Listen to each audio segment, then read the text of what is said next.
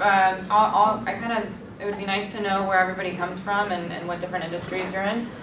So I'll start off. My name is Kaila Santiago. I'm the Chief Operating Officer of Global Energy Efficiency. We provide energy efficiency solutions for small to medium-sized businesses in the tri-state area.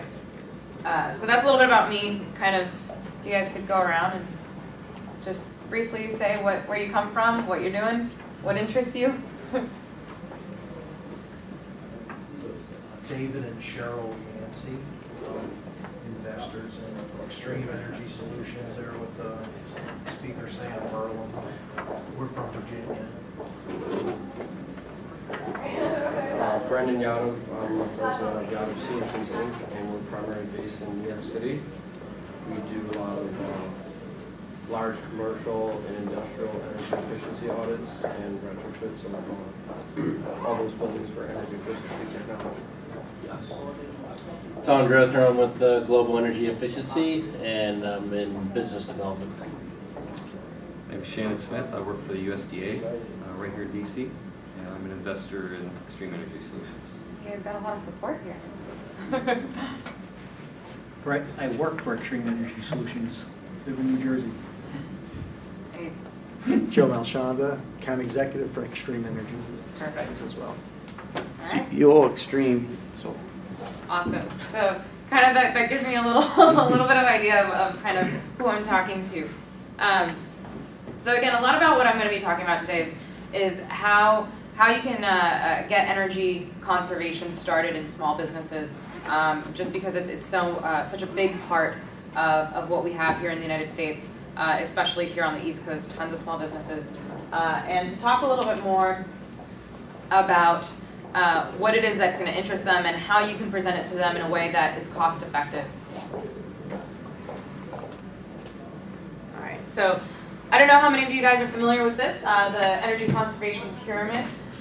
Basically, it talks about what sort of energy conservation measures you should take first, second, third, and fourth. So energy conservation, and it also goes increased cost the higher up you go. So obviously renewables, your wind and your solar, that's going to be the most expensive. So here are some examples of all of those. With small businesses, what we like to do to tell them what's most cost effective is what they can do without even using any of our companies, right? What they can do in their own time. Stuff like turning the lights off. A lot of businesses do not have the vacancy sensors and they just leave the lights on whenever, anybody is in the office, all of the lights are on. Temperature settings. For every 1 degree that you turn down your AC, it's a 1% saving from your HVAC system. So temperature setbacks are a huge way that you can save a lot of energy and cost without really incurring any additional cost to do that. Next is energy efficiency. So these are kind of the low-hanging fruits of what you can do to save energy. And that's kind of what I'm going to be focusing on is these energy efficiency measures. LEDs, controls for HVAC, ventilation systems, AC systems, refrigeration controls, fixing leaks. Leaks are a huge part of a huge loss for some of the larger, manufacturing plants, and that's a big way to save energy without, you have to invest, but you don't have to invest that much. Then you start getting into complete replacements. Anytime you're replacing windows for a building or replacing the boiler systems or the HVAC systems, those are cost intensive. They have paybacks that are a lot higher. Hence, you want to do kind of all of these other things before you do that. And finally, you have your renewable energy, which the larger companies are usually the ones that get to this stage, right? Because they're the ones that have the capital to invest. And the best thing that they can do is start off with these energy efficiency measures, with the energy conservation measures, because if you build a renewable plant first and you attach renewable to your project sites, you're going to build a system that is larger than what you really need. But if you start attacking all of these other things first, then by the time you get to the renewables portion of energy conservation, you're really going to be building a system that is appropriate for your most energy efficient size. So that's a lot of what we want to teach our small businesses, to tell them you don't have to invest right away in this project that's going to take you 10 years to pay back. You can start off by doing the things that are free, and then moving on to some investment measures that are going to have paybacks of 1 to 2 years, sometimes less. So the second part of how you kind of really infiltrate small businesses, small to medium businesses, and teach them how energy conservation works and why it can be an efficient use of their money is talking about incentives. And this is a lot of what my company works with, is building that gap between the business owner and the incentive programs to get them the most amount of money for their projects. Incentive programs exist because energy efficiency is a very cheap resource. For every 50 cents or a dollar, let's say $1 that I pay you to reduce your energy consumption, I am getting energy as a resource back, because whatever you don't use, it's now available on the grid for somebody else to use. And so energy efficiency is an energy resource. It's an energy resource that is free of certain security risks. Whatever happens somewhere else in the world, energy efficiency is energy efficiency. It's not going to be affected. So energy efficiency costs half as much as any other resource that we have. And that is very important for utility programs, especially in a city like New York. The targets that they had for energy demand that they were supposed to hit in 2020, they hit 2 years ago. So they're kind of up this creek, right? They don't really have anything to do at this point. So it's, Con Edison, for example, now has kind of been put into a corner. They have to fund projects in certain areas at 100%, giving projects away for free because they have no other option. Because for Con Edison to procure that energy from another source is just so much more costly than just giving all of these projects for free. So in terms of a utility program, when they're thinking their long-term plan, they're going to really heavily invest in figuring out what is the best energy efficiency program for them. And they get help, right? People think, why would Con Edison want me to lower my consumption? Well, aside from the fact that if there is a blackout, it is extraordinarily expensive for Con Edison. Con Edison or other utility programs, they get money to fund these programs. The states, a lot of states have allowed the use of a charge, an additional charge on your utility bill. In New York City, for example, this charge is on residential, commercial, industrial. It is on every single person's bill. And it is a small charge. It'll probably be on your, you probably have something similar.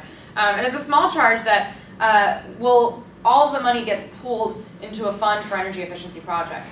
So utility programs, when they pay out this money, it's actually money that you've been contributing to from the first place. So that's one of the things that we like to tell these small business owners when we're getting them past this hump from, you know, the energy conservation measures that are free to getting them to do some of these investment measures. Telling them you've been paying for this all along and you should use what you've been paying for, that is a big incentive for them, because if not, it's money wasted, really.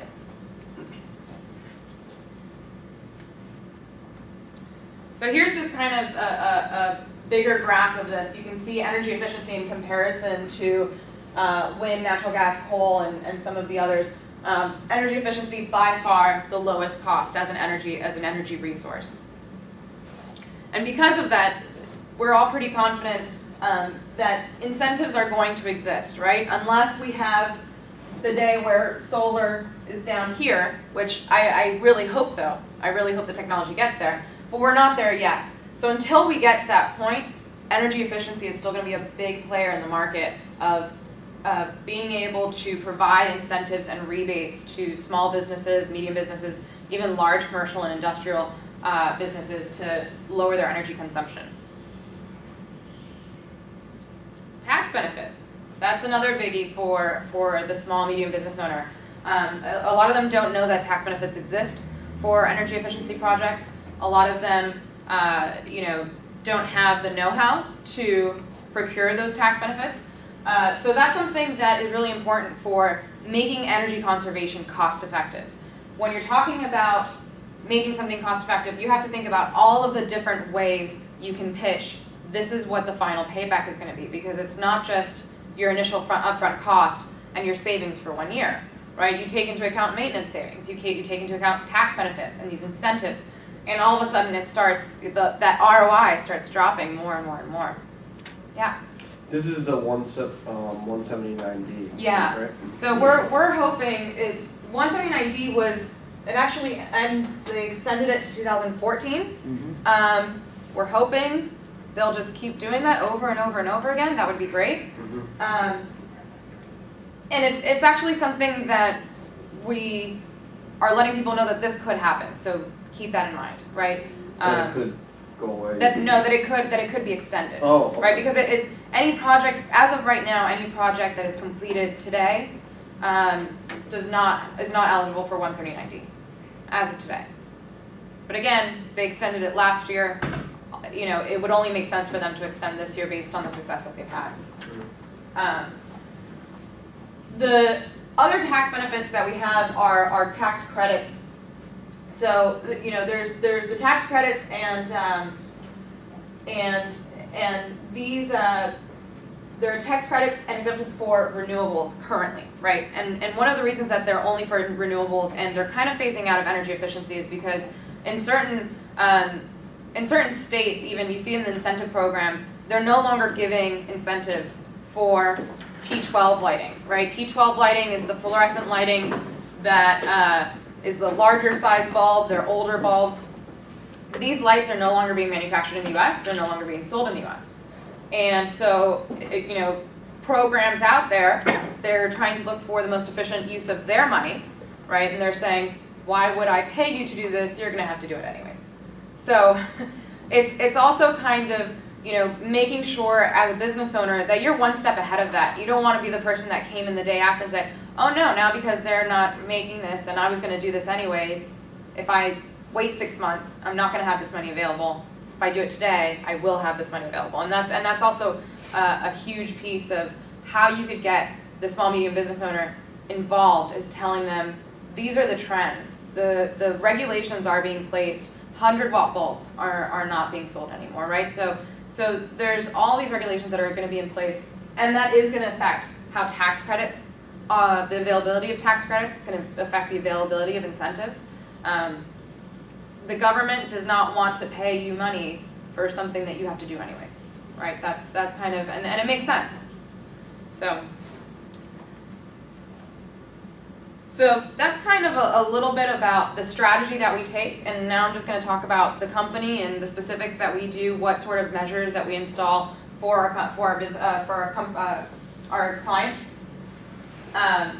Pretty much, we want to make the world energy efficient, starting with small businesses, and we want to impact the environment. We want to have the biggest impact that we can. In New York City, we are the #1 contractor by a very large margin for energy efficiency savings in small businesses. We have done about 30 million kilowatt hours. The next one down is about 15 million kilowatt hours. So it's a really big impact that we've been able to have. And that's really important for us, right? Because you can advocate all you want, but if you're not actually making an impact and you're not actually seeing that, it becomes kind of difficult to keep going, right? And that's one of the things that we've been able to really get the word out there and change the mindset. When we started the company, a lot of people didn't even believe in energy efficiency. They did not believe that an LED light would save. We're kind of all in this field, so we think that's crazy, right? And if a client told you that, you would kind of say, you're crazy. But in the market that we were, a lot of people just didn't believe that these savings existed. A lot of people didn't understand why incentives existed. Why would Con Edison want to pay? So educating the local communities is a huge part of having an impact, and that's why events like these are so important, to kind of get people a collaborative environment where ideas are spread and people learn about new technologies and new ways to kind of infiltrate different industries. So in this energy conservation pyramid, we are right here, right? We tell our clients what they can do down here, but obviously these are free measures, right? These are small, medium businesses. This is not a large corporation that is going to hire someone specifically to take care of these small measures. They're going to tell the office manager, hey, make sure you turn the lights off. Make sure everybody else turns the lights off. This is not I'm gonna bring in a sustainability manager for my 50-person company, right? We also don't take care of any of the larger replacements. Those are also, you know, we feel the biggest impact that we can have, especially for New York City. There's not much new construction going on in New York City. So a lot of what is available to us to have an impact is in the retrofit space. So that's where the energy efficiency comes in. Some of our clients, for the first 3 years, we were 95% food service industry. Supermarkets are an extraordinary consumer of energy. If you think, I mean, who has ever walked into a supermarket, seen all of the open refrigerators and thought they're really using it very efficiently and sustainable, and it's not something that you would link to a supermarket. But that's definitely changing. So we've been able to kind of go in all of the refrigerator cases, install LEDs, and have a big impact in the food service industry in New York. Past year and a half or so, we've really started infiltrating some commercial buildings, some warehouses, gas stations. We're getting into the office space, the retail space. So one of the reasons that we started with supermarkets, again, was to be able to have this big impact because they're such large consumers. We also focus on a lot of different technologies.